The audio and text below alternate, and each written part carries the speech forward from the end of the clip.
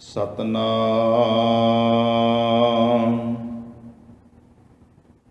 ਧੰਨ ਵਾਹਿਗੁਰੂ ਸਾਹਿਬ ਜੀਓ। ਰਾਗ ਸੋਰਠ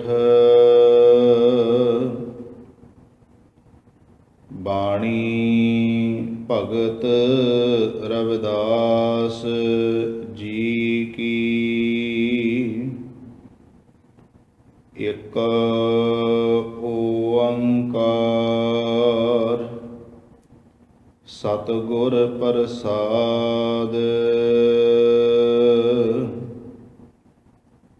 ਜਬ ਹਮ ਹੋਤੇ ਤਬ ਤੂੰ ਨਾਹੀਂ, ਅਬ ਤੂੰ ਹੀ ਮੈਂ ਨਾਹੀਂ। ਅਨਲ ਅਗਮ ਜੈਸੇ ਲਹਿਰ ਮੈਂ ਓਦਤ, ਜਲ ਕੇਵਲ ਜਲ ਮਾਹੀ।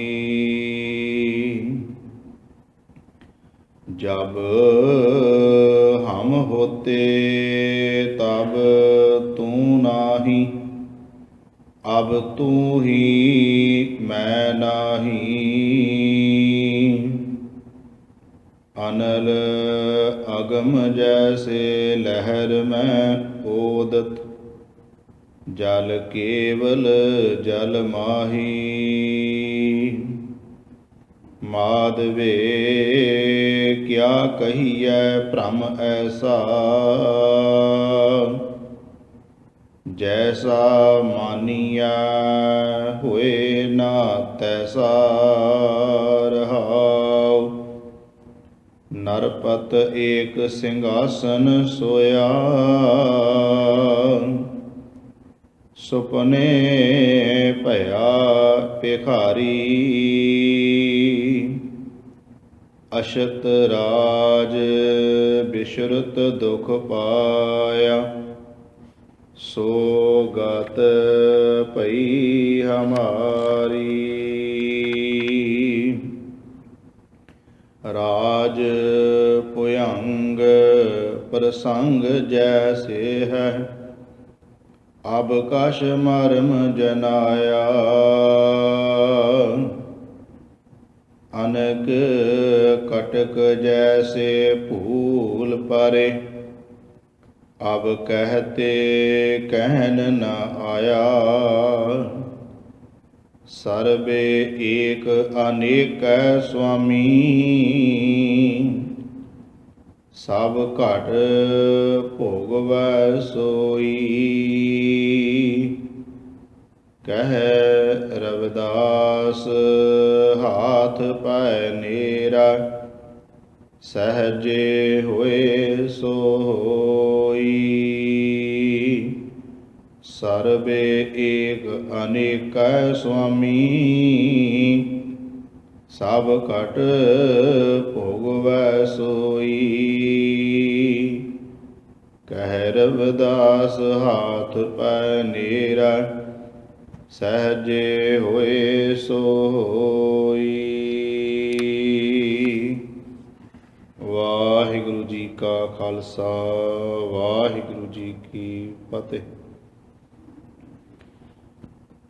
धन धन सतगुरु गुरु ग्रंथ साहिब महाराज जी की पावन पवित्र हजूरी अंदर सुभाएमान गुरु सवारे सतसंगी जनों, सतगुरु गुरु ग्रंथ साहिब महाराज जी की बख्शिश रहमत हुई है। ਅੰਮ੍ਰਿਤ ਵੇਲੇ ਤੋਂ ਗਰੀਬ ਨਵਾਜ ਪਾਤਸ਼ਾਹ ਜੀ ਤਖਤ ਸਾਹਿਬ ਤੇ ਪ੍ਰਕਾਸ਼ਮਾਨ ਹੋ ਕੇ ਸੰਗਤਾਂ ਨੂੰ ਦਰਸ਼ਨ ਦੀਦਾਰ ਬਖਸ਼ਿਸ਼ ਕਰਕੇ ਨਿਹਾਲ ਕਰ ਰਹੇ ਹਨ। ਅੰਮ੍ਰਿਤ ਵੇਲੇ ਦੇ ਸਜੇ ਦੀਵਾਨਾਂ ਵਿੱਚ ਨਿਤਨੇਮ ਬਾਣੀਆਂ ਦੇ ਪਾਠ ਹੋਏ ਹਨ। ਵਾਹਿਗੁਰੂ ਗੁਰਮੰਤਰ ਦੇ ਜਾਪ ਹੋਏ ਉਪਰੰਤ ਆਸਾ ਦੀ ਵਾਰ ਦਾ ਕੀਰਤਨ ਆਪ ਜੀਆਂ ਨੇ ਸਰਵਣ ਕੀਤਾ ਹੈ। ਭਾਈ ਅਸ਼ੋਕ ਸਿੰਘ ਜੀ ਗੰਗਾ ਨਗਰ ਵਾਲੇ ਉਹਨਾਂ ਦੇ ਰਾਗੀ ਜਥੇ ਪਾਸੋਂ ਉਪਰੰਤ ਆਪ ਜੀਆਂ ਨੇ ਅੱਜ ਦਾ ਪਾਵਨ ਪਵਿੱਤਰ ਮੁੱਖ ਵਾਕ ਜੋ ਅੰਮ੍ਰਿਤ ਵੇਲੇ ਸਤਿਗੁਰਾਂ ਨੇ ਪ੍ਰਕਾਸ਼ਮਾਨ ਹੋ ਕੇ ਸਮੁੱਚੀ ਮਾਨਵਤਾ ਦੇ ਭਲੇ ਲਈ ਬਖਸ਼ਿਸ਼ ਕੀਤਾ ਹੈ, ਉਹ ਆਪ ਜੀਆਂ ਨੇ ਸਰਵਣ ਕੀਤਾ ਹੈ। ਅੱਜ ਦਾ ਪਾਵਨ ਪਵਿੱਤਰ ਮੁੱਖ ਵਾਕ ਜੋ ਗੁਰੂ ਗ੍ਰੰਥ ਸਾਹਿਬ ਮਹਾਰਾਜ ਜੀ ਦੇ ਵਿੱਚ 15 ਭਗਤ ਸਾਹਿਬਾਨ ਮੌਜੂਦ ਨੇ, ਉਹਨਾਂ ਭਗਤਾਂ ਵਿੱਚੋਂ ਭਗਤ ਰਵਿਦਾਸ ਜੀ ਦਾ ਰਾਗ ਸੋਰਠ ਰਾਗ ਦੀ ਭਗਤ ਬਾਣੀ ਵਿੱਚ ਜੋ ਭਗਤ ਰਵਿਦਾਸ ਜੀ ਨੇ ਉਚਾਰਨ ਕੀਤਾ ਪਾਵਨ ਪਵਿੱਤਰ ਸ਼ਬਦ, ਉਹ ਅੱਜ ਸਾਨੂੰ ਹੁਕਮਨਾਮੇ ਦੇ ਰੂਪ ਵਿੱਚ ਬਖਸ਼ਿਸ਼ ਹੋਇਆ ਹੈ। ਗੁਰੂ ਗ੍ਰੰਥ ਸਾਹਿਬ ਜੀ ਦੇ ਪਾਵਨ ਅੰਗ 657 ਅਤੇ 58 ਅੰਗ ਤੇ ਇਹ ਪਾਵਨ ਪਵਿੱਤਰ ਸ਼ਬਦ ਸੁਭਾਇਮਾਨ ਹੈ।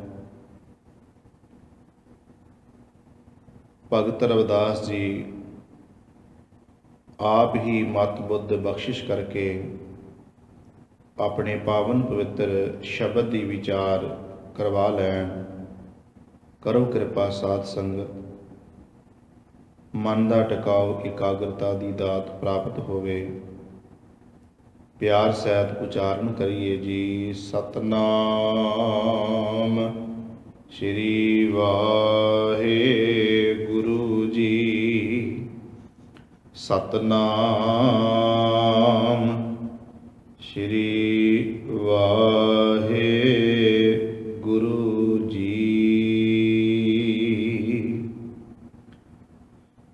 ਸਤਿਗੁਰੂ ਧੰਨ ਸ਼੍ਰੀ ਗੁਰੂ ਅਰਜਨ ਦੇਵ ਮਹਾਰਾਜ ਜੀ ਨੇ ਜਿਸ ਵੇਲੇ ਗੁਰੂ ਗ੍ਰੰਥ ਸਾਹਿਬ ਮਹਾਰਾਜ ਜੀ ਦੀ ਸੰਪਾਦਨਾ ਕੀਤੀ ਹੈ, ਭਾਈ ਗੁਰਦਾਸ ਜੀ ਦੇ ਕੋਲੋਂ ਪਾਵਨ ਪਵਿੱਤਰ ਗੁਰਬਾਣੀ ਲਿਖਾਈ ਤੇ ਸਤਿਗੁਰਾਂ ਮਹਾਰਾਜ ਜੀ ਆਪ ਲਿਖਵਾ ਰਹੇ ਸਨ। ਜਿੱਥੇ ਗੁਰੂ ਨਾਨਕ ਦੇਵ ਮਹਾਰਾਜ ਜੀ ਨੇ ਗੁਰੂ ਨਾਨਕ ਸਾਹਿਬ ਸੱਚੇ ਪਾਤਸ਼ਾਹ ਮਹਾਰਾਜ ਜੀ ਤੋਂ ਲੈ ਕੇ ਗੁਰੂ ਰਾਮਦਾਸ ਮਹਾਰਾਜ ਜੀ ਤੱਕ ਤੇ ਆਪਣੀ ਬਾਣੀ ਗੁਰੂ ਅਰਜਨ ਦੇਵ ਮਹਾਰਾਜ ਜੀ ਦੀ ਉਹਨਾਂ ਨੇ ਦਰਜ ਕੀਤੀ ਹੈ, ਉਹਦੇ ਨਾਲ ਨਾਲ 15 ਭਗਤ ਸਾਹਿਬਾਨਾਂ ਦੀ ਬਾਣੀ, ਇਹਨਾਂ 15 ਭਗਤਾਂ ਦੀ ਬਾਣੀ ਧੰਨ ਸ਼੍ਰੀ ਗੁਰੂ ਨਾਨਕ ਦੇਵ ਮਹਾਰਾਜ ਜੀ ਨੇ ਆਪਣੀ ਪ੍ਰਚਾਰ ਫੇਰੀ ਦੌਰਾਨ, ਜਿਸ ਨੂੰ ਅਸੀਂ ਉਦਾਸੀਆਂ ਕਹਿੰਦੇ ਹਾਂ, ਜੋ ਸਤਿਗੁਰੂ ਮਹਾਰਾਜ ਜੀ ਨੇ 4 ਉਦਾਸੀਆਂ ਕੀਤੀਆਂ ਨੇ, ਉਹਨਾਂ ਉਦਾਸੀਆਂ ਦੇ ਦੌਰਾਨ ਗੁਰੂ ਨਾਨਕ ਦੇਵ ਮਹਾਰਾਜ ਜੀ ਨੇ ਇਹਨਾਂ ਭਗਤਾਂ ਦੀ ਬਾਣੀ ਸਤਿਗੁਰੂ ਮਹਾਰਾਜ ਜੀ ਨੇ ਆਪ ਪ੍ਰਾਪਤ ਕੀਤੀ ਹੈ। ਭਗਤ ਰਵਿਦਾਸ ਜੀ ਦੇ ਨਾਲ ਸਤਿਗੁਰੂ ਗੁਰੂ ਨਾਨਕ ਦੇਵ ਮਹਾਰਾਜ ਜੀ ਦਾ ਕੁਝ ਵਿਦਵਾਨ ਮਿਲਾਪ ਹੋਇਆ ਵੀ ਮੰਨਦੇ ਹਨ।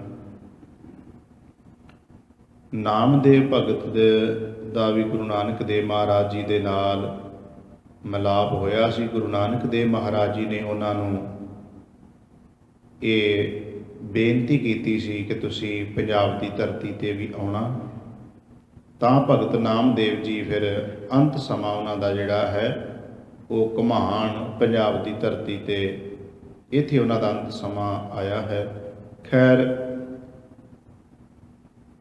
ਗੁਰੂ ਨਾਨਕ ਦੇਵ ਮਹਾਰਾਜ ਜੀ ਨੇ ਜਦੋਂ ਭਗਤ ਸਾਹਿਬਾਨਾਂ ਦੀ ਬਾਣੀ ਨੂੰ ਇਕੱਤਰ ਕੀਤਾ ਹੈ, ਉਸ ਵੇਲੇ ਗੁਰੂ ਨਾਨਕ ਦੇਵ ਮਹਾਰਾਜ ਜੀ ਨੇ ਇਸ ਪਾਵਨ ਪਵਿੱਤਰ ਬਾਣੀ ਨੂੰ, ਜੋ ਅਕਾਲ ਪੁਰਖ ਦੀ ਉਸਤਤ ਕਰਦੀ ਹੈ, ਜਿਸ ਬਾਣੀ ਨੂੰ ਗੁਰੂ ਨਾਨਕ ਦੇਵ ਮਹਾਰਾਜ ਜੀ ਨੇ ਚੰਗੀ ਤਰ੍ਹਾਂ ਗੁਰਮਤ ਦੀ ਕਸਵੱਟੀ ਦੇ ਉੱਤੇ ਪੂਰਾ ਪਰਖਿਆ, ਤੇ ਉਸ ਬਾਣੀ ਨੂੰ ਗੁਰੂ ਨਾਨਕ ਦੇਵ ਮਹਾਰਾਜ ਜੀ ਨੇ ਆਪਣੇ ਪਾਸ ਸਾਂਭ ਲਿਆ।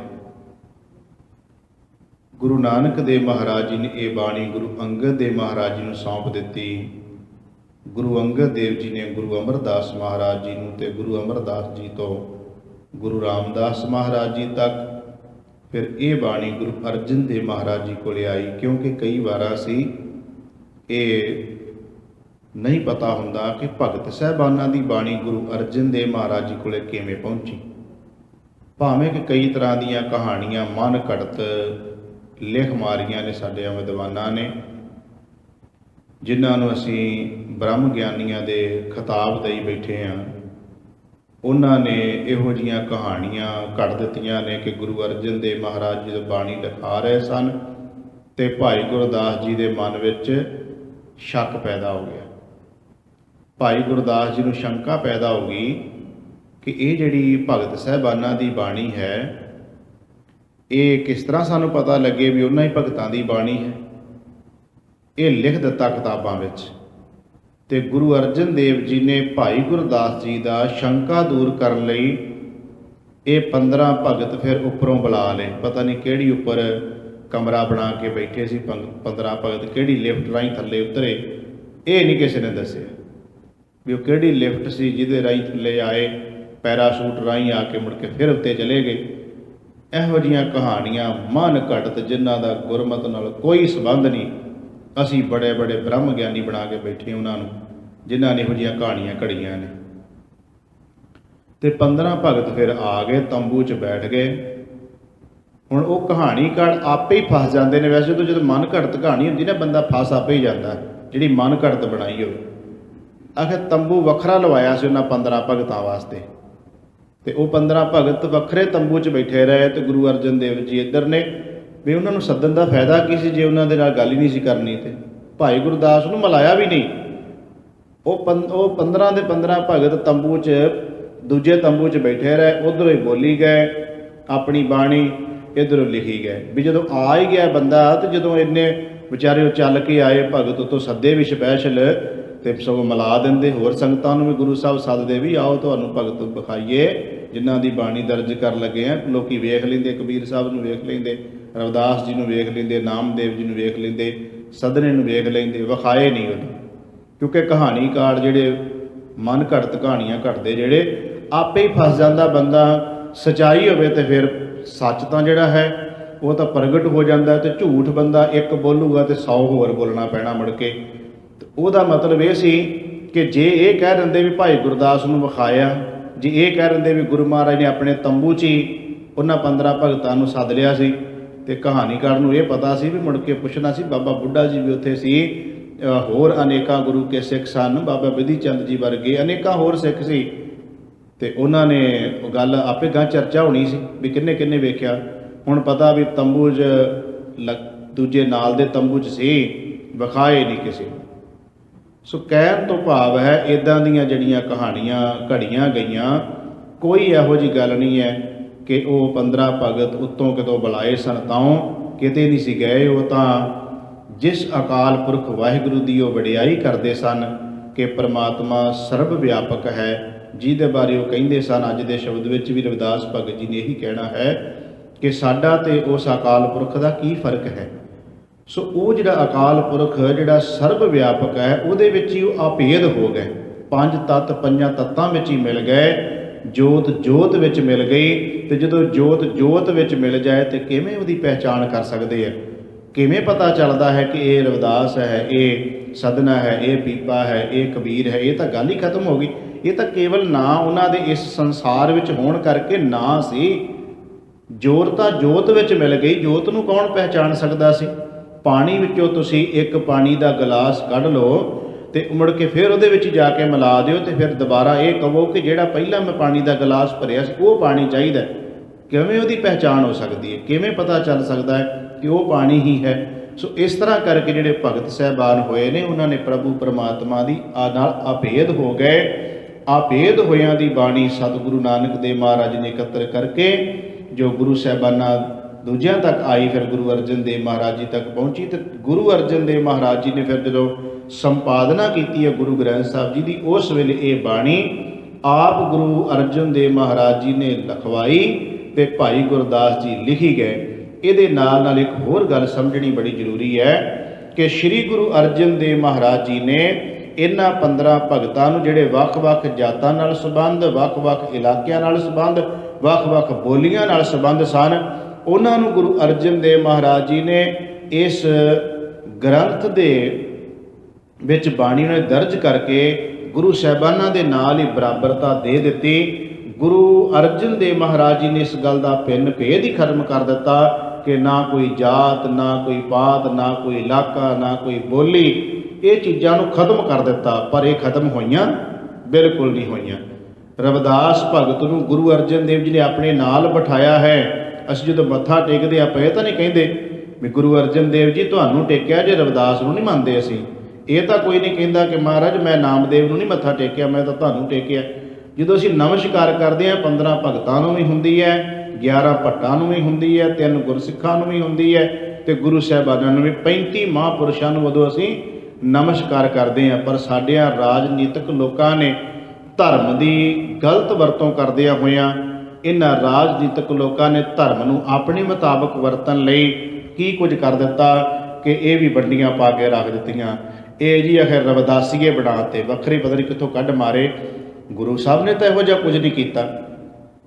ਉਹਨਾਂ ਨੇ ਆਪਣੇ ਵੱਖਰੇ ਗੁਰਦੁਆਰੇ ਬਣਾ ਲਏ, ਰਵਿਦਾਸ ਭਗਤ ਦੀਆਂ ਮੂਰਤੀਆਂ ਬਣ ਗਈਆਂ, ਰਵਿਦਾਸ ਭਗਤ ਦੇ ਮੰਦਿਰ ਬਣ ਗਏ। ਜਿਹੜਾ ਭਗਤ ਸਾਰੀ ਜ਼ਿੰਦਗੀ ਕਹਿੰਦਾ ਰਿਹਾ ਵੀ ਆਹ ਕੰਮ ਨਾ ਕਰਿਓ ਜੀ, ਅਸੀਂ ਉਹ ਕੰਮ ਉਹਨਾਂ ਦੇ ਨਾਂ ਦੇ ਉੱਤੇ ਮੜ ਕੇ ਰੱਖ ਦਿੱਤੇ। ਭਗਤਾਂ ਦੀਆਂ ਮੂਰਤੀਆਂ ਬਣਾਤੀਆਂ, ਭਗਤਾਂ ਦੇ ਮੰਦਿਰ ਬਣਾਤੇ, ਤੇ ਪੱਥਰ ਦੀਆਂ ਮੂਰਤੀਆਂ ਬਣਾ ਬਣਾ ਕੇ ਰਵਿਦਾਸ ਭਗਤ ਦੀਆਂ ਤੇ ਉਹਦੀ ਪੂਜਾ ਕਰਨ ਲੋਕੀ ਲੱਗ ਪਏ। ਫਿਰ ਉੱਥੇ ਭਗਤ ਹੀ ਪਤਾ ਨਹੀਂ ਭਗਤ ਤੋਂ ਕੀ ਐਲਰਜੀ ਹੈ ਲੋਕਾਂ ਨੂੰ, ਉਹਨਾਂ ਗੁਰੂ ਰਵਿਦਾਸ ਕਹਿਣਾ ਸ਼ੁਰੂ ਕਰ ਦਿੱਤਾ। ਵੀ ਜੇ ਮਹਾਰਾਜ ਨੇ ਉਹਨਾਂ ਨੂੰ ਭਗਤ ਸ਼ਬਦ ਦਿੱਤਾ ਤੇ ਉਹਨਾਂ ਖੁਦ ਵੀ ਆਪਣੇ ਆਪ ਨੂੰ ਭਗਤ ਕਿਹਾ, ਤੇ ਗੁਰੂ ਸਾਹਿਬ ਨੇ ਵੀ ਸਤਿਕਾਰ ਵਜੋਂ ਭਗਤ ਸ਼ਬਦ ਉਹਨਾਂ ਨੂੰ ਦਿੱਤਾ ਹੈ, ਭਗਤੀ ਕਰਨ ਵਾਲੇ। ਤੇ ਫਿਰ ਅਸੀਂ ਉਹਨਾਂ ਦੇ ਨਾਲ ਨਾਲ ਇਹ ਵਿਤਕਰਾ ਕਰਨਾ ਹੈ, ਇਹ ਵੰਡ ਪਾਉਣੀ ਹੈ ਕਿ ਅਸੀਂ ਗੁਰੂ ਰਵਿਦਾਸ ਕਹਿ ਕੇ ਅਸੀਂ ਵੱਖਰਾਪਣ ਕਰਨਾ ਚਾਹੁੰਦੇ ਹਾਂ। ਉਹਨਾਂ ਨੂੰ ਉਹਨਾਂ ਦੇ ਮੰਦਿਰ ਵੱਖਰੇ ਬਣਾ ਕੇ, ਗੁਰਦੁਆਰੇ ਵੱਖਰੇ ਬਣਾ ਕੇ ਇਹ ਸਪਸ਼ਟ ਹੈ ਕਿ ਅਸੀਂ ਗੁਰੂ ਗ੍ਰੰਥ ਸਾਹਿਬ ਮਹਾਰਾਜ ਜੀ ਨੂੰ ਨਹੀਂ ਮੰਨ ਰਹੇ। ਅਸੀਂ ਅਜੇ ਵੀ ਉੱਥੇ ਜਾਤਾਂ ਪਾਤਾਂ ਉੱਤੇ ਖੜ੍ਹੇ ਹਾਂ। ਗੁਰਦੁਆਰਿਆਂ ਦੇ ਨਾਂ ਇਹ ਇਹੋ ਜਿਹੇ ਬਣਾ ਦਿੱਤੇ। ਇਹ ਜੀ ਅਖੇ ਰਵਿਦਾਸੀਆਂ ਦਾ ਹੈ, ਇਹ ਰਾਮਗੜੀਆਂ ਦਾ, ਇਹ ਭਾਪਿਆਂ ਦਾ, ਇਹ ਜੱਟਾਂ ਦਾ, ਇਹ ਫਲਾਨਿਆਂ ਦਾ, ਟਿਮਕੜਿਆਂ ਦਾ ਗੁਰਦੁਆਰਾ। ਬੜੇ ਬੜੇ ਬੋਰਡ ਲਿਖ ਕੇ ਲਾ ਦਿੱਤੇ ਬਾਹਰ ਗੁਰਦੁਆਰਿਆਂ 'ਤੇ। ਹਾਲਾਤ ਇੱਦਾਂ ਦੇ ਹੋ ਗਏ ਕਿ ਜੇ ਰਵਿਦਾਸ ਭਗਤ ਦਾ ਕੋਈ ਦਿਨ ਦਿਹਾੜ ਹੋਵੇਗਾ ਤੇ ਉੱਥੇ ਚਮਿਆਰ ਹੀ ਇਕੱਠੇ ਹੋਣਗੇ। ਮਾਫ਼ ਕਰਨਾ, ਮੇਰਾ ਜੀ ਨਹੀਂ ਕਰਦਾ ਮੈਂ ਇਹੋ ਜਿਹੇ ਸ਼ਬਦ ਵਰਤਾਂ, ਪਰ ਜੋ ਸਮਾਜ ਦੀ ਦਸ਼ਾ ਮੈਂ ਉਹ ਬਿਆਨ ਕਰ ਰਿਹਾ। ਜੇ ਰਵਿਦਾਸ ਦਾ ਦਿਨ ਹੈ ਤੇ ਚਮਿਆਰਾਂ ਨੇ ਇਕੱਠੇ ਹੋਣਾ। ਮੇਰਾ ਕੋਈ ਮਤਲਬ ਇਹ ਨਹੀਂ ਕਿ ਮੈਂ ਕਿਸੇ ਦੀ ਜਾਤ ਨੂੰ ਮਾੜਾ ਕਹਿ ਰਿਹਾ। ਭਾਵ ਜੇ ਨਾਮਦੇਵ ਦਾ ਵੇਖੋ ਸਾਰੇ ਸ਼ਿੰਬੇ ਇਕੱਠੇ ਹੋਣਗੇ, ਤੇ ਜੇ ਧੰਨੇ ਦਾ ਜਨਮ ਦਿਨ ਹੋਊਗਾ ਤੇ ਸਾਰੇ ਜੱਟ ਭੱਜੇ ਫਿਰਨਗੇ ਅੱਗੇ ਪਿੱਛੇ ਵੀ ਦੂਜਾ ਨਾ ਕਿਤੇ ਲਾਗੇ ਆ ਜਾਵੇ। ਤੇ ਜੇ ਕਿਤੇ ਆ ਗਿਆ ਕੋਈ, ਅਜੇ ਸ਼ੁਕਰ ਹੈ ਮੇਰਾ ਖਿਆਲ ਕੋਈ ਰਾਮਗੜੀਆਂ ਦਾ ਦਿਨ ਦਿਹਾੜਾ ਪਤਾ ਨਹੀਂ ਮਨਾਉਂਦੇ ਕਿ ਨਹੀਂ, ਉੱਥੇ ਫਿਰ ਸਾਰੇ ਮਿਸਤਰੀ ਇਕੱਠੇ ਤੁਰੇ ਫਿਰਨਗੇ, ਉਹਨਾਂ ਭੱਜੇ ਫਿਰਨਾ ਵੀ ਸਾਡਿਆਂ ਦਾ ਦਿਨ ਦਿਹਾੜਾ ਮਨਾਇਆ ਜਾ ਰਿਹਾ। ਇਹ ਅਸੀਂ ਪਾਈਆਂ ਵੰਡੀਆਂ ਗੁਰਬਾਣੀ ਵਿੱਚ ਗੁਰੂ ਸਾਹਿਬ ਨੇ ਬਰਾਬਰ ਦਿੱਤਾ, ਇੱਕ ਕਰ ਦਿੱਤਾ, ਤੇ ਅਸੀਂ ਇੱਕ ਹੋਏ ਹੀ ਨਹੀਂ। ਅਸੀਂ ਇਹ ਸਾਰਾ ਕੁਝ ਇਹ ਜੀ ਜੇ ਆ ਗਿਆ ਭਾਈ ਮੱਖਣ ਸ਼ਾਹ ਦਾ, ਫਿਰ ਲਬਾਣੇ ਭੱਜੇ ਫਿਰਨਗੇ ਸਾਰੇ ਵੀ ਸਾਡੇ ਬਾਬੇ ਦਾ ਦਿਨ ਮਨਾ ਰਹੇ ਆ। ਅਸੀਂ ਇਹ ਵੰਡੀਆਂ ਅਸੀਂ ਪਾਈਆਂ, ਗੁਰੂ ਨੇ ਨਹੀਂ ਪਾਈਆਂ। ਗੁਰੂ ਨੇ ਇੱਕ ਕੀਤਾ ਸੀ, ਅਸੀਂ ਇੱਕ ਰਹੇ ਨਹੀਂ। ਅਸੀਂ ਵੇਖੋ ਇਹ ਜਿਹੜੀ ਬਾਣੀ ਭਗਤਾਂ ਦੀ ਦਰਜ ਕਰਨੀ ਹੈ, ਇਹਦੇ 'ਚ ਕਿੱਡਾ ਵੱਡਾ ਗੁਰੂ ਸਾਹਿਬ ਨੇ ਏਕਤਾ ਦਾ ਸਬੂਤ ਦਿੱਤਾ ਹੈ। ਭਗਤਾਂ ਦੀ ਬਾਣੀ ਨੂੰ ਸਾਰਿਆਂ ਜਾਤਾਂ ਦੇ ਭਗਤ ਇਕੱਤਰ ਕਰ ਲੈਣੇ, ਇਲਾਕਿਆਂ ਬੋਲੀਆਂ ਦੇ ਇਕੱਤਰ ਕਰਕੇ ਇਸ ਗ੍ਰੰਥ ਦੇ ਗੁਰੂ ਗ੍ਰੰਥ ਸਾਹਿਬ ਮਹਾਰਾਜ ਜੀ ਦੇ ਵਿੱਚ ਬਿਠਾ ਦੇਣੇ। ਇਹ ਤੋਂ ਵੱਡੀ ਹੋਰ ਬਰਾਬਰਤਾ ਕੀ ਹੋ ਸਕਦੀ ਹੈ? ਪਰ ਨਹੀਂ, ਉਹ ਰਾਜਨੀਤਿਕ ਲੋਕਾਂ ਨੇ ਇਹ ਸਾਰਾ ਉਹਨਾਂ ਦੇ ਪਵਾੜੇ ਪਾਏ ਹੋਏ ਨੇ, ਕਿਉਂਕਿ ਉਹਨਾਂ ਨੇ ਵੋਟਾਂ ਲੈਣੀਆਂ ਹੁੰਦੀਆਂ। ਜਿਹੜੇ ਇਲਾਕੇ ਵਿੱਚ ਪਤਾ ਚੱਲ ਜੇ ਨਾ ਵੀ ਇਸ ਜਾਤ ਦੇ ਲੋਕ ਜ਼ਿਆਦਾ ਰਹਿੰਦੇ ਆ, ਉਹਨਾਂ ਦਾ ਬੰਦਾ ਖਿਲਾਰਨਗੇ ਉੱਥੇ ਵੀ ਉਹ ਜਾਤ ਕਰਕੇ ਲੋਕ ਉਹਨੂੰ ਵੋਟਾਂ ਪਾ ਦੇਣਗੇ। ਇਹ ਰਾਜਨੀਤਿਕ ਲੋਕਾਂ ਨੇ ਇਸ ਤਰ੍ਹਾਂ ਇਹ ਵੰਡੀਆਂ ਪਾਈਆਂ, ਲੋਕੀ ਨਹੀਂ ਸਮਝ ਸਕੇ ਉਸ ਚੀਜ਼ ਨੂੰ। ਜੇ ਹੋਵੇ ਜੇ ਕੋਈ ਭਾਈ ਜੈਤੇ ਦਾ ਦਿਨ ਦਿਹਾੜਾ ਆਵੇ, ਭਾਈ ਜੀਵਨ ਸਿੰਘ ਦਾ, ਤੇ ਫਿਰ ਮਜ਼੍ਹਬੀ ਸਿੰਘ ਕਹਿੰਦੇ ਆ ਵੀ ਇਹ ਤਾਂ ਸਾਡੇ ਬਾਬੇ ਦਾ ਵਾ ਜਿਹੜਾ ਗੁਰੂ ਤੇਗ ਬਹਾਦਰ ਮਹਾਰਾਜ ਦਾ ਸੀਸ ਲਿਆ ਸੀ, ਤੁਸੀਂ ਕੀ ਲੱਗਦੇ ਹੋ? ਤੇ ਹੁੰਦਾ ਵੀ ਇਸ ਤਰ੍ਹਾਂ ਹੀ ਹੈ, ਕੋਈ ਜੱਟ ਸਹਿਯੋਗ ਨਹੀਂ ਦਿੰਦਾ ਉਹਨਾਂ ਦਾ। ਪਿੰਡਾਂ 'ਚ ਤੁਸੀਂ ਦੇਖ ਲਓ, ਆਪਾਂ ਪਿੰਡਾਂ ਦੇ ਪੰਜਾਬ 'ਚ ਹੀ ਰਹਿਣ ਵਾਲੇ ਆ, ਪਿੰਡਾਂ 'ਚ ਰਹਿੰਦੇ ਹਾਂ। ਜਿਹਨੂੰ ਅਸੀਂ ਵਿਹੜਾ ਸ਼ਬਦ ਕਹਿ ਦਿੰਦੇ ਹਾਂ ਵੀ ਇਹ ਵਿਹੜੇ ਵਾਲੇ ਆ ਜੀ, ਅਸੀਂ ਉੱਧਰ ਉਹਨਾਂ ਦੇ ਗੁਰਦੁਆਰੇ ਵੱਖਰੇ ਉਹਨਾਂ ਨੇ ਬਣਾ ਲਏ। ਉਹਨਾਂ ਦਾ ਕੋਈ ਦਿਨ ਦਿਹਾੜ ਹੋਊ ਤੇ ਕੋਈ ਜੱਟ ਤੁਹਾਨੂੰ ਉੱਥੇ ਨਹੀਂ ਨਜ਼ਰ ਆਊਗਾ। ਤੇ ਜੇ ਕਿਤੇ ਜੱਟਾਂ ਦੇ ਗੁਰਦੁਆਰੇ 'ਚ ਪ੍ਰੋਗਰਾਮ ਹੋਊ ਤੇ ਮਜ਼੍ਹਬੀ ਲਾਗੇ ਨਹੀਂ ਵੜ ਸਕਦਾ, ਉਹਦਾ ਕੀ ਕੰਮ ਆ ਕੇ ਗੁਰਦੁਆਰੇ ਸੇਵਾ ਕਰ ਜੇ। ਸਤਿਗੁਰੂ ਮਹਾਰਾਜ ਜੀ ਨੇ ਕਿਰਪਾ ਕੀਤੀ ਤਾਂ ਇਹ ਬੇਨਤੀਆਂ ਆ ਗਈਆਂ ਸਾਹਮਣੇ, ਕਿਉਂਕਿ ਅੱਜ ਸ਼ਬਦ ਆ ਗਿਆ, ਭਗਤ ਰਵਿਦਾਸ ਜੀ ਦਾ ਹੁਕਮਨਾਮਾ ਆਇਆ ਹੈ। ਤਾਂ ਮਨ ਵਿੱਚ ਵਿਚਾਰ ਪੈਦਾ ਹੋਏ ਕਿ ਮਹਾਰਾਜ ਜੀ ਤੁਸੀਂ ਕਿੰਨੀ ਕਿਰਪਾ ਕੀਤੀ ਕਿ ਉਹ ਭਗਤ ਜਿਹਨੂੰ ਲੋਕ ਚਮਿਆਰ ਕਹਿੰਦੇ ਨੇ, ਜਿਹੜਾ ਜੁੱਤੀਆਂ ਗੰਢਣ ਵਾਲਾ ਹੈ, ਜਿਹਨੂੰ ਉਸ ਟਾਈਮ ਤੇ ਸ਼ੂਦਰ ਕਹਿ ਕੇ ਦੁਰਕਾਰਿਆ ਜਾ ਰਿਹਾ ਸੀ, ਮਹਾਰਾਜ ਤੁਸੀਂ ਕਿੰਨਾ ਮਾਨ ਸਨਮਾਨ ਦਿੱਤਾ, ਆਪਣੇ ਨਾਲ ਹੀ ਬਿਠਾ ਲਿਆ ਐਸੇ ਭਗਤ ਨੂੰ, ਜਿਹੜਾ ਭਗਤ ਅਕਾਲ ਪੁਰਖ ਦੀ ਵਡਿਆਈ ਕਰਦਿਆਂ ਹੋਇਆਂ ਇਹ ਕਹਿੰਦਾ ਹੈ। ਰਵਿਦਾਸ ਭਗਤ ਜੀ ਇਹ ਕਹਿੰਦੇ ਨੇ, ਹੇ ਵਾਹਿਗੁਰੂ ਮੇਰੇ ਪੱਲੇ ਤਾਂ ਕੁਝ ਵੀ ਨਹੀਂ ਸੀ, ਲੋਕ ਤੇ ਮੈਨੂੰ ਇਹ ਕਹਿੰਦੇ ਸੀ ਇਹ ਚਮਿਆਰ ਹੈ। ਨਾਗਰ ਜਨਾ ਮੇਰੀ ਜਾਤ ਚਮਿਆਰ ਬਖਿਆਤ ਨਗਰ ਵਾਲਿਓ, ਮੈਂ ਤੁਹਾਡੀ ਗੱਲ ਨਾਲ ਸਹਿਮਤ ਹਾਂ ਕਿ ਮੈਨੂੰ ਤੁਸੀਂ ਚਮਿਆਰ ਕਹਿੰਦੇ ਹੋ, ਪਰ ਮੇਰੇ ਹਿਰਦੇ ਵਿੱਚ ਤਾਂ ਪਰਮਾਤਮਾ ਬੈਠਾ ਹੈ ਨਾ, ਪਰਮਾਤਮਾ ਤੇ ਚਮਿਆਰ ਨਹੀਂ ਨਾ। ਉਹ ਤਾਂ ਜਿਹੜਾ ਅਕਾਲ ਪੁਰਖ ਵਾਹਿਗੁਰੂ ਪਵਿੱਤਰ ਜਿਹੜਾ ਹੈ ਉਹ ਮੇਰੇ ਹਿਰਦੇ ਵਿੱਚ ਬੈਠ ਗਿਆ। ਤੁਸੀਂ ਮੈਨੂੰ ਭਾਵੇਂ ਨਗਰ ਦੇ ਲੋਕੋ ਜੋ ਮਰਜ਼ੀ ਕਹੀ ਜਾਵੋ। ਫਿਰ ਰਵਿਦਾਸ ਭਗਤ ਜੀ ਦੇ ਅਜਿਹੇ ਸ਼ਬਦ ਜਿਨ੍ਹਾਂ ਵਿੱਚੋਂ ਇਹ ਕਹਿੰਦੇ ਨੇ, ਹਮ ਸਰ ਦੀਨ ਦਿਆਲ ਨਾ ਤੁਮ ਸਰ ਅਬ ਪਤਿਆਰ ਕਿਆ ਕੀਜੈ, ਬਚਨੀ ਤੋਰ ਮੋਰ ਮਨ ਮਾਨੈ ਜਨ ਕੋ ਪੂਰਨ ਦੀਜੈ, ਹਉ ਬਲ ਬਲ ਜਾਉ ਰਮਈਆ ਕਾਰਨੇ ਕਾਰਨ ਕਵਨ ਅਬੋਲ, ਬਹੁਤ ਜਨਮ ਵਿਸ਼ਰੇ ਥੇ ਮਾਧੋ ਇਹ ਜਨਮ ਤੁਮਾਰੇ ਲੇਖੇ, ਕਹਿ ਰਵਿਦਾਸ ਆਸ ਲਗ ਜੀਵ ਚਿਰ ਭਇਓ ਦਰਸ਼ਨ ਦੇਖੇ। ਰਵਿਦਾਸ ਭਗਤ ਜੀ ਤਾਂ ਇਹ ਵੀ ਕਹਿੰਦੇ ਨੇ, ਐਸੀ ਲਾਲ ਤੁਝ ਬਿਨ ਕੌਣ ਕਰੇ। ਮਹਾਰਾਜ ਹੈ ਪਰਮੇਸ਼ਰ ਜੀਓ, ਇਹ ਕਿਰਪਾ ਤੁਹਾਡੇ ਤੋਂ ਬਿਨਾਂ ਕੌਣ ਕਰ ਸਕਦਾ ਸੀ। ਐਸੀ ਲਾਲ ਤੁਝ ਬਿਨ ਕੌਣ ਕਰੇ, ਗਰੀਬ ਨਵਾਜ ਗੁਸਈਆ ਮੇਰਾ ਮਾਥੈ ਛਤਰ ਧਰੈ, ਜਾਂ ਕੀ ਸ਼ੋਧ ਜਗਤ ਕੋ ਲਾਗੇ ਤਾਂ ਪਰ ਤੂੰ ਹੀ ਢਰੈ, ਨੀਚੈ ਊਚ ਕਰੇ ਮੇਰਾ ਗੋਬਿੰਦ ਕਾਹੂ ਤੇ ਨਾ ਡਰੇ। ਕਹਿ ਲੱਗੇ ਉਹ ਜਿਹੜਾ ਅਕਾਲ ਪੁਰਖ ਵਾਹਿਗੁਰੂ ਹੈ ਬਈ ਉਹ ਨੀਵਿਆਂ ਤੋਂ ਉੱਚੀਆਂ ਬਣਾਉਣ ਵਾਲਾ ਮਹਾਰਾਜ ਹੀ ਅਕਾਲ ਪੁਰਖ ਵਾਹਿਗੁਰੂ ਤੁਸੀਂ ਸੀ, ਤੁਸੀਂ ਕਿਰਪਾ ਕੀਤੀ ਹੈ ਰਵਿਦਾਸ ਦੇ ਉੱਤੇ। ਇਹ ਤਾਂ ਜਿਹੜੇ ਬ੍ਰਾਹਮਣ ਪੰਡਤ ਲੋਕ ਸਨ ਮੈਨੂੰ ਸ਼ੂਦਰ ਕਹਿ ਕੇ ਦਰਕਾਰਦੇ ਸਨ, ਪਰ ਹੇ ਅਕਾਲ ਪੁਰਖ ਵਾਹਿਗੁਰੂ ਤੁਸੀਂ ਮੇਰੇ ਹਿਰਦੇ 'ਚ ਵਸ ਗਏ, ਤੁਹਾਡਾ ਮੇਰੇ ਨਾਲ ਮਿਲਾਪ ਹੋ ਗਿਆ। ਹੁਣ ਇਹੀ ਜਿਹੜੇ ਲੋਕ ਸਨ ਭਗਤ ਰਵਿਦਾਸ ਜੀ ਕਹਿਣ ਲੱਗੇ, ਆਪ ਵਿਪਰ ਪ੍ਰਧਾਨ ਤੈ ਕਰਹਿ ਡੰਡੌਤ। ਅੱਜ ਬੜੇ ਬੜੇ ਜਿਹੜੇ ਬ੍ਰਾਹਮਣਾਂ ਦੇ ਮੁਖੀ ਨੇ, ਰਵਿਦਾਸ ਭਗਤ ਕਹਿੰਦਾ ਉਹ ਵੀ ਮੇਰੇ ਚਰਨਾਂ ਤੇ ਆ ਕੇ ਡਿੱਗਦੇ ਨੇ। ਵਾਹਿਗੁਰੂ ਇਹ ਤੇਰੀ ਕਿਰਪਾ ਹੈ, ਇਹ ਤੇਰੀ ਬਖਸ਼ਿਸ਼ ਹੈ ਕਿ ਮੈਨੂੰ ਚਮਿਆਰ ਨੂੰ ਆ ਕੇ ਆਪਣੇ ਆਪ ਨੂੰ ਉੱਚ ਜਾਤੀਆਂ ਦੇ ਬ੍ਰਾਹਮਣ ਵੀ ਹੁਣ ਨਮਸਕਾਰਾਂ ਕਰਦੇ ਨੇ, ਇਹ ਤੇਰੀ ਰਹਿਮਤ ਹੈ। ਸੋ ਸਤਿਗੁਰੂ ਗਰੀਬ ਨਿਵਾਜ ਪਾਤਸ਼ਾਹ ਮਹਾਰਾਜ ਜੀ ਨੇ ਬਖਸ਼ਿਸ਼ ਕੀਤੀ, ਜੋ ਅੱਜ ਦਾ ਪਾਵਨ ਪਵਿੱਤਰ ਸ਼ਬਦ ਭਗਤ ਰਵਿਦਾਸ ਜੀ ਦਾ ਮੁੱਖ ਵਾਕ ਦੇ ਵਿੱਚ ਸਾਨੂੰ ਬਖਸ਼ਿਸ਼ ਹੋਇਆ। ਭਗਤ ਦੀ ਕਿਰਪਾ ਕਰਦੇ ਨੇ। ਰਾਗ ਸੋਰਠ ਬਾਣੀ ਭਗਤ ਰਵਿਦਾਸ ਜੀ ਕੀ। ਸੋਰਠ ਰਾਗ ਵਿੱਚ ਭਗਤ ਰਵਿਦਾਸ ਜੀ ਦੀ ਪਾਵਨ ਪਵਿੱਤਰ ਬਾਣੀ। ਇੱਕ ਓੰਕਾਰ ਸਤਿਗੁਰ ਪ੍ਰਸਾਦ। ਅਕਾਲ ਪੁਰਖ ਪਰਮਾਤਮਾ ਇੱਕ ਹੈ ਤੇ ਸਤਿਗੁਰੂ ਦੀ ਕਿਰਪਾ ਦੁਆਰਾ ਉਸ ਦੀ ਸਮਝ ਪੈਂਦੀ ਹੈ। ਜਬ ਹਮ ਹੋਤੇ ਤਬ ਤੂੰ ਨਾਹੀ, ਅਬ ਤੂੰ ਹੀ ਮੈਂ ਨਾਹੀ। ਭਗਤ ਜੀ ਕਿਰਪਾ ਕਰਦੇ ਨੇ। ਜਬ ਹਮ ਦਾ ਮਤਲਬ ਹੈ ਅਸੀਂ, ਅਸੀਂ ਦਾ ਮਤਲਬ ਹਉਮੈ। ਭਗਤ ਜੀ ਕਹਿੰਦੇ ਜਿੰਨੀ ਦੇਰ ਅੰਦਰ ਹਉਮੈ ਹੈ ਉਨੀ ਦੇਰ ਰੱਬ ਜੀ ਤੁਸੀਂ ਨਹੀਂ ਆਉਂਦੇ। ਜਿੰਨੀ ਦੇਰ ਮੈਂ ਹੈ ਅੰਦਰ ਹਉਮੈ ਹੈ ਉਨੀ ਦੇਰ ਤੁਸੀਂ ਜੀਵ ਦੇ ਅੰਦਰ ਨਹੀਂ ਆਉਂਦੇ। ਜਦੋਂ ਮੈਂ ਚਲੀ ਜਾਂਦੀ ਹੈ, ਜਦੋਂ ਹਉਮੈ ਚਲੀ ਜਾਂਦੀ ਹੈ, ਤੁਸੀਂ ਫਿਰ ਆ ਕੇ ਆਪਣਾ ਟਿਕਾਣਾ ਕਰ ਲੈਂਦੇ ਹੋ। ਬਾਣੀ ਦੇ ਬਚਨ ਨੇ ਸਾਹਿਬ ਜੀ ਕਹਿੰਦੇ ਹਉਮੈ ਨਾਮੈ ਨਾਲ ਵਿਰੋਧ ਹੈ, ਦੋਏ ਨਾ ਵਸੈ ਇੱਕ ਠਾਏ। ਹਉਮੈ ਦਾ ਤੇ ਨਾਮ ਦਾ ਆਪਸ ਵਿੱਚ ਇੰਨਾ ਜ਼ਿਆਦਾ ਵਿਰੋਧ ਹੈ ਕਿ ਜੇ ਹਉਮੈ ਹੋਵੇਗੀ ਤੇ ਪਰਮਾਤਮਾ ਦਾ ਨਾਮ ਨਹੀਂ ਟਿਕੇਗਾ। ਜੇ ਨਾਮ ਆ ਜਾਏ ਤੇ ਫਿਰ ਹਉਮੈ ਨਹੀਂ ਆਏਗੀ, ਉੱਥੇ ਹਉਮੈ ਚਲੀ ਜਾਵੇਗੀ। ਭਗਤ ਜੀ ਕਹਿੰਦੇ ਨੇ ਹੇ ਅਕਾਲ ਪੁਰਖ ਵਾਹਿਗੁਰੂ ਜੀ, ਜਿੰਨੀ ਦੇਰ ਅਸੀਂ ਹਾਂ, ਅਸੀਂ ਤੋਂ ਭਾਵ ਜਿੰਨੀ ਦੇਰ ਸਾਡੇ ਅੰਦਰ ਹਉਮੈ ਟਿਕੀ ਹੈ, ਇਹ ਹਉਮੈ ਉੱਚ ਜਾਤ ਦੀ ਹੋ ਸਕਦੀ ਹੈ, ਕੁੱਲ ਦੀ ਹੋ ਸਕਦੀ ਹੈ। ਇਹ ਹਉਮੈ ਜਿਹੜੀ ਹੈ ਪੈਸੇ ਦੀ ਹੋ ਸਕਦੀ ਹੈ, ਆਪਣੇ ਆਪ ਨੂੰ ਵਿਦਵਾਨ ਦੀ ਹੋ ਸਕਦੀ ਹੈ। ਕਿਸੇ ਤਰ੍ਹਾਂ ਦੀ ਵੀ ਅੰਦਰ ਹਉਮੈ ਹੋਵੇ ਤੇ ਭਗਤ ਜੀ ਕਹਿੰਦੇ ਫਿਰ ਰੱਬ ਦਾ ਉੱਥੇ ਕੋਈ ਵਸੇਬਾ ਨਹੀਂ। ਰੱਬ ਉਦੋਂ ਹੀ ਟਿਕਦਾ ਹੈ ਜਦੋਂ ਇਹ ਹਉਮੈ ਚਲੀ ਜਾਂਦੀ ਹੈ। ਭਾਈ ਵੀਰ ਸਿੰਘ ਜੀ ਨੇ ਇੱਕ ਬੜਾ ਪਿਆਰਾ ਬਚਨ ਕੀਤਾ ਹੈ। ਭਾਈ ਵੀਰ ਸਿੰਘ ਜੀ ਕਹਿੰਦੇ ਨੇ ਜਿੰਨੀ ਦੇਰ ਬੰਦਾ ਆਪਣੇ ਦਿਮਾਗ ਵਿੱਚ, ਆਪਣੀ ਮਤ ਸੋਚ ਵਿੱਚ ਇਹ ਗੁਬਾਰ ਲੈ ਕੇ ਬੈਠਾ ਹੈ ਨਾ ਕਿ ਮੈਂ ਪੰਡਤ, ਮੈਂ ਵਿਦਵਾਨ, ਮੈਂ ਉੱਚ ਜਾਤੀ, ਮੈਂ ਉੱਚੀ ਕੁੱਲ, ਇਹ ਜਿੰਨੀ ਦੇਰ ਅੰਦਰ ਉਫਾਰੇ ਉਹਦੇ ਅੰਦਰ ਬਣੇ ਬੈਠੇ ਨੇ ਤੇ ਭਾਈ ਵੀਰ ਸਿੰਘ ਜੀ ਕਹਿੰਦੇ ਓਨੀ ਦੇਰ ਕੋਈ ਰਹਿਮਤ ਨਹੀਂ ਵਰਤਦੀ। ਭਾਈ ਸਾਹਿਬ ਜੀ ਇੱਕ ਉਦਾਹਰਨ ਦਿੰਦੇ ਨੇ।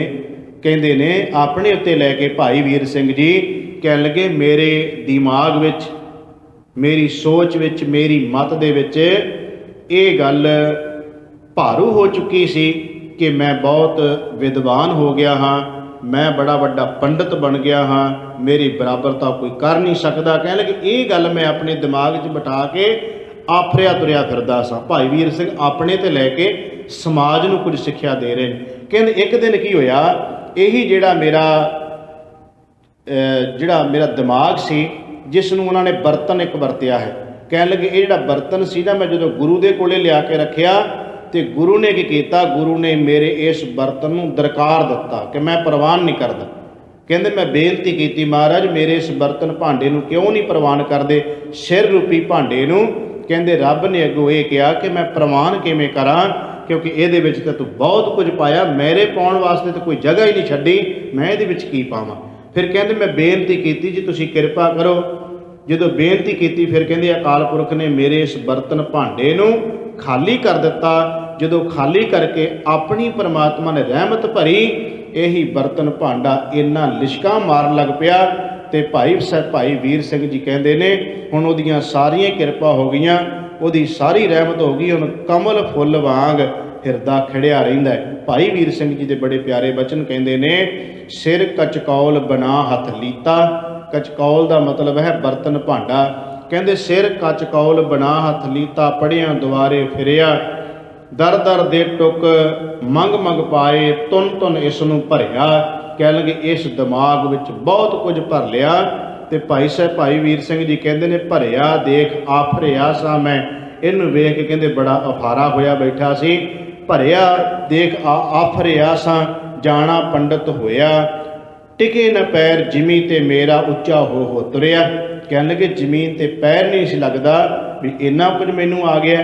ਤੇ ਭਾਈ ਵੀਰ ਸਿੰਘ ਜੀ ਕਹਿੰਦੇ ਨੇ ਇੱਕ ਦਿਨ ਇਹ ਕਚਕੌਲ ਲੈ ਗਿਆ ਮੁਰਸ਼ਦ ਮੂਹਰੇ ਧਰਿਆ, ਆਪਣੇ ਗੁਰੂ ਦੇ ਅੱਗੇ ਲਿਜਾ ਕੇ ਇਸ ਨੂੰ ਰੱਖ ਦਿੱਤਾ।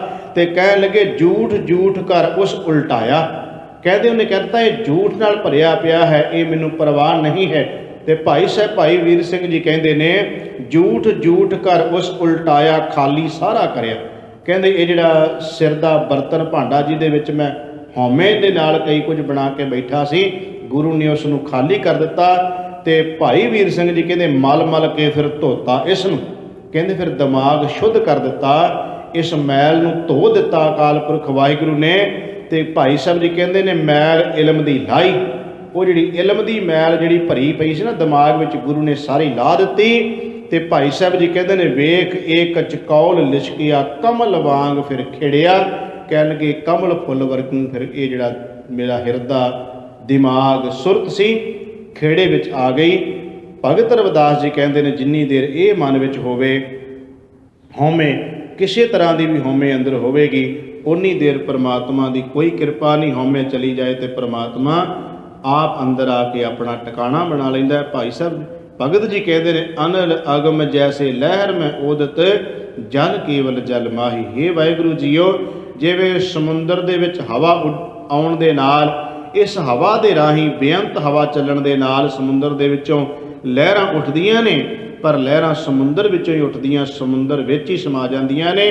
ਹੇ ਅਕਾਲ ਪੁਰਖ ਵਾਹਿਗੁਰੂ, ਅਸੀਂ ਹੈ ਤਾਂ ਤੇਰੇ ਵਿੱਚੋਂ ਹੀ ਪੈਦਾ ਕੀਤੇ ਹੋਏ ਹਨ, ਬਾਹਰੋਂ ਤਾਂ ਅਸੀਂ ਕਿਤੋਂ ਆਏ ਨਹੀਂ, ਤੇਰੇ ਵਿੱਚੋਂ ਹੀ ਪੈਦਾ ਹੋਏ ਆ। ਸਮੁੰਦਰ ਦੇ ਵਿੱਚੋਂ ਲਹਿਰ ਉੱਠੀ ਹੈ ਤੇ ਉਹ ਲਹਿਰ ਉੱਠਦੀ ਹੈ ਤੇ ਵੱਖਰੀ ਜਾਪਦੀ ਹੈ, ਪਰ ਆਖਰ ਤਾਂ ਸਮੁੰਦਰ ਦਾ ਹੀ ਹਿੱਸਾ ਉਹਦੇ ਵਿੱਚ ਸਮਾ ਜਾਂਦੀ। ਅਸੀਂ ਵੀ ਲਹਿਰਾਂ ਦੀ ਤਰ੍ਹਾਂ ਵੱਖਰੇ ਆਪਣੇ ਆਪ ਨੂੰ ਜਦੋਂ ਸਮਝ ਲੈਂਦੇ ਹਾਂ, ਪਰ ਇਹ ਨਹੀਂ ਸਮਝਦੇ ਵੀ ਇਹ ਲਹਿਰ ਹਵਾ ਦਾ ਕਰਕੇ ਉੱਠੀ ਸੀ। ਜਦੋਂ ਹਵਾ ਸ਼ਾਂਤ ਹੋ ਜਾਏ ਤੇ ਲਹਿਰ ਵੀ ਸਮੁੰਦਰ ਦੇ ਵਿੱਚ ਸਮਾ ਜਾਂਦੀ ਹੈ।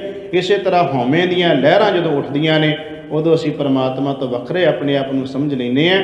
ਜਦੋਂ ਹਉਮੈ ਦੀ ਲਹਿਰ ਸ਼ਾਂਤ ਹੋ ਜਾਏ, ਫਿਰ ਜੀਵ ਨੂੰ ਸਮਝ ਆ ਜਾਂਦੀ ਕਿ ਮੈਂ ਤਾਂ ਪਰਮਾਤਮਾ ਦਾ ਹੀ ਰੂਪ ਹਾਂ, ਉਹਦੇ ਵਿੱਚੋਂ ਹੀ ਪੈਦਾ ਹੋਇਆ ਹਾਂ, ਉਸੇ ਦਾ ਹੀ ਮੈਂ ਇੱਕ ਹਿੱਸਾ ਹਾਂ। ਤੇ ਭਗਤ ਜੀ ਕਹਿੰਦੇ ਨੇ ਮਾਧਵੇ ਕਿਆ ਕਹੀਏ ਭਰਮ ਕੈਸਾ, ਕਿਵੇਂ ਸਮਝੀਏ ਜਿਹੜਾ ਭਰਮ ਭੁਲੇਖਾ ਹੈ ਕਿਸ ਤਰ੍ਹਾਂ ਦਾ ਹੈ। ਤੇ ਭਗਤ ਜੀ ਕਹਿੰਦੇ ਨੇ ਜੈਸਾ ਮਾਨੀਏ ਹੋਏ ਨਾ ਤੈਸਾ। ਭਰਮ ਕਿਹਨੂੰ ਕਹਿੰਦੇ ਨੇ, ਜੋ ਮੰਨ ਬੈਠੇ ਆ ਉਹ ਅਸਲ ਵਿੱਚ ਚੀਜ਼ ਹੈ ਨਹੀਂ। ਜਿਵੇਂ ਰੇਤਲੀ ਜਗ੍ਹਾ ਦੇ ਉੱਤੇ ਧੁੱਪ ਦੀਆਂ ਕਿਰਨਾਂ ਪੈਣ ਨਾਲ ਸੂਰਜ ਦੀਆਂ ਪਾਣੀ ਜਾਪਦਾ ਹੈ, ਪਰ ਪਾਣੀ ਹੁੰਦਾ ਨਹੀਂ, ਹਿਰਨ ਨੂੰ ਇਹ ਭੁਲੇਖਾ ਪੈ ਜਾਂਦਾ। ਇਸੇ ਤਰ੍ਹਾਂ ਜੀਵ ਨੂੰ ਭੁਲੇਖਾ ਪੈ ਜਾਂਦਾ, ਜਿਹੜੀ ਚੀਜ਼ ਦਾ ਨੂੰ ਭੁਲੇਖਾ ਪੈਂਦਾ, ਜੋ ਸਚਾਈ ਮੰਨ ਬੈਠਦਾ ਜੀਵ ਜਗਤ ਵਿੱਚ, ਸਚਾਈ ਉਹ ਅਸਲ ਵਿੱਚ ਹੁੰਦੀ ਨਹੀਂ ਹੈ। ਭਗਤ ਜੀ ਕਹਿੰਦੇ ਨੇ, ਹੇ ਵਾਹਿਗੁਰੂ, ਅਸੀਂ ਇਸ ਭਰਮ ਨੂੰ ਪਾਲ ਬੈਠੇ ਹਾਂ ਕਿ ਜੋ ਸਾਡੇ ਦਿਮਾਗ ਵਿੱਚ ਹੈ ਅਸਲ ਵਿੱਚ ਕਹਾਣੀ ਉਹ ਨਹੀਂ ਹੈ, ਸਚਾਈ ਕੁਝ ਹੋਰ ਹੈ। ਫਿਰ ਅੱਗੇ ਉਦਾਹਰਨ ਦਿੰਦੇ ਨੇ, ਕਹਿੰਦੇ ਨਰਪਤ ਏਕ ਸਿੰਘਾਸਨ ਸੋਇਆ ਸੁਪਨੇ ਭਇਆ ਭਿਖਾਰੀ। ਕੀ ਭੁਲੇਖਾ ਹੈ? ਭਗਤ ਜੀ ਕਹਿੰਦੇ ਨੇ, ਜਿਸ ਤਰ੍ਹਾਂ ਇੱਕ ਨਰਪਤ ਦਾ ਭਾਵ ਨਰ ਰਾਜਾ ਮਨੁੱਖ, ਜਿਵੇਂ ਇੱਕ ਰਾਜਾ ਹੁੰਦਿਆਂ ਹੋਇਆਂ ਆਪਣੇ ਸਿੰਘਾਸਨ ਦੇ ਉੱਤੇ ਹੀ ਉਹਨੂੰ ਨੀਂਦ ਆ ਜਾਏ, ਤੇ ਨੀਂਦ ਆਉਣ ਤੋਂ ਬਾਅਦ ਉਹਨੂੰ ਸੁਪਨਾ ਆਵੇ ਤੇ ਸੁਪਨੇ ਵਿੱਚੋਂ ਭਿਖਾਰੀ ਬਣ ਜਾਏ, ਤੇ ਉਹਨੂੰ ਸਮਝ ਹੀ ਨਾ ਆਵੇ ਕਿ ਮੈਂ ਰਾਜਾ ਹਾਂ ਕਿ ਭਿਖਾਰੀ ਹਾਂ। ਇਹ ਹਾਲਤ ਸਮਾਜ ਦੀ ਹੈ। ਭਗਤ ਜੀ ਕਹਿੰਦੇ ਨੇ, ਜਿਸ ਤਰ੍ਹਾਂ ਇੱਕ ਰਾਜਾ ਸਿੰਘਾਸਨ ਉੱਤੇ ਸੁੱਤਾ ਹੋਇਆ ਸੁਪਨੇ ਵਿੱਚ ਭਿਖਾਰੀ ਬਣ ਗਿਆ, ਅਸ਼ਤ ਰਾਜ ਬਿਸ਼ਰਤ ਤੁਖ ਪਾਇਆ ਸੋਗਤ ਪਈ ਹਮਾਰੀ। ਰਾਜ ਹੁੰਦਿਆਂ ਹੋਇਆਂ ਵੀ ਉਹ ਭਿਖਾਰੀ ਬਣ ਗਿਆ ਤੇ ਆਪਣੇ ਆਪ ਨੂੰ ਮੰਗਤਾ ਸਮਝ ਬੈਠਿਆ। ਭਗਤ ਜੀ ਕਹਿੰਦੇ, ਇਸੇ ਤਰ੍ਹਾਂ ਦੀ ਸਾਡੀ ਹਾਲਤ ਹੈ। ਅਸੀਂ ਮਾਇਆ ਦੀ ਨੀਂਦ ਵਿੱਚ ਸੁੱਤੇ ਪਏ ਹਾਂ। ਸੁੱਤੇ ਹੋਣ ਕਰਕੇ ਸਾਡੇ ਕੋਲੇ ਇੰਨਾ ਪ੍ਰਭੂ ਪਰਮਾਤਮਾ ਦਾ ਵੱਡਾ ਖਜ਼ਾਨਾ ਹੈ। ਪਿਓ ਦਾਦੇ ਕਾ ਖੋਲ ਡਿੱਠਾ ਖਜ਼ਾਨਾ, ਤਾਂ ਮੇਰੇ ਮਨ ਭਇਆ ਨਿਧਾਨਾ। ਰਤਨ ਲਾਲ ਜਾ ਕਾ ਕਛੂ ਨਾ ਮੋਲ, ਭਰੇ ਭੰਡਾਰ ਅਖੂਟ ਅਤੋਲ। ਏਡਾ ਵੱਡਾ ਭੰਡਾਰਾ ਹੁੰਦਿਆਂ ਫਿਰ ਵੀ ਬੰਦਾ ਆਪਣੇ ਆਪ ਨੂੰ ਭਿਖਾਰੀ ਬਣਾਈ ਬੈਠਾ ਹੈ। ਜਿਵੇਂ ਰਾਜਾ ਸੁਪਨੇ ਵਿੱਚ ਭਿਖਾਰੀ ਬਣ ਗਿਆ, ਇਸੇ ਤਰ੍ਹਾਂ ਸਾਰਾ ਜਗਤ ਹੀ ਮਾਇਆ ਦੀ ਨੀਂਦ ਵਿੱਚ ਸੁੱਤਾ ਹੋਇਆ ਆਪਣੇ ਆਪ ਨਾਲ ਭਿਖਾਰੀ ਬਣਿਆ ਬੈਠਾ ਹੈ। ਕਿਉਂਕਿ ਉਹਦੇ ਕੋਲੇ ਪ੍ਰਭੂ ਪਰਮਾਤਮਾ ਵਾਹਿਗੁਰੂ ਦੇ ਨਾਮ ਨਾਲ ਜੇ ਆਪਣੀ ਆਤਮਾ ਨੂੰ ਜਗਾ ਲਵੇਗਾ, ਫਿਰ ਉਹਨੂੰ ਪਤਾ ਲੱਗੇਗਾ, ਜਾਗੇ ਹੋਇਆਂ ਨੂੰ ਪਤਾ ਚੱਲਦਾ ਹੈ ਕਿ ਅਸਲ ਵਿੱਚ ਪ੍ਰਭੂ ਪਰਮਾਤਮਾ ਵਾਹਿਗੁਰੂ ਜਿਹੜਾ ਪਰਮੇਸ਼ਰ ਹੈ ਭਈ ਉਹ ਸਭ ਖਜ਼ਾਨਿਆਂ ਦਾ ਮਾਲਕ ਹੈ। ਉਹਦੇ ਕੋਲੋਂ ਫਿਰ ਜੀਵ ਸਭ ਖਜ਼ਾਨੇ ਪ੍ਰਾਪਤ ਕਰ ਲੈਂਦਾ ਹੈ, ਫਿਰ ਆਪਣੇ ਆਪ ਨੂੰ ਭਿਖਾਰੀ ਨਹੀਂ ਸਮਝਦਾ। ਭਗਤ ਜੀ ਕਹਿੰਦੇ, ਸਮਾਜ ਦੀ ਇਹ ਹਾਲਤ ਹੈ ਕਿ ਮਾਇਆ ਦੀ ਨੀਂਦ ਵਿੱਚ ਸੁੱਤਾ ਹੋਇਆ ਜੀਵ ਰਾਜਾ ਹੁੰਦਾ ਹੋਇਆ ਵੀ ਭਿਖਾਰੀ ਬਣਿਆ ਬੈਠਾ ਹੈ। ਰਾਜ ਭਯੰਗ ਪ੍ਰਸੰਗ ਜੈਸੇ ਹੈ ਅਬ ਕਛ ਮਰਮ ਜਨਾਇਆ। ਭਗਤ ਜੀ ਕਹਿੰਦੇ, ਇੱਕ ਹੋਰ ਭੁਲੇਖਾ ਹੈ। ਇੱਥੇ ਰਾਜ ਦਾ ਅਰਥ ਕੀਤਾ ਹੈ ਰੱਸੀ, ਭੁਜੰਗ ਦਾ ਅਰਥ ਹੈ ਸੱਪ।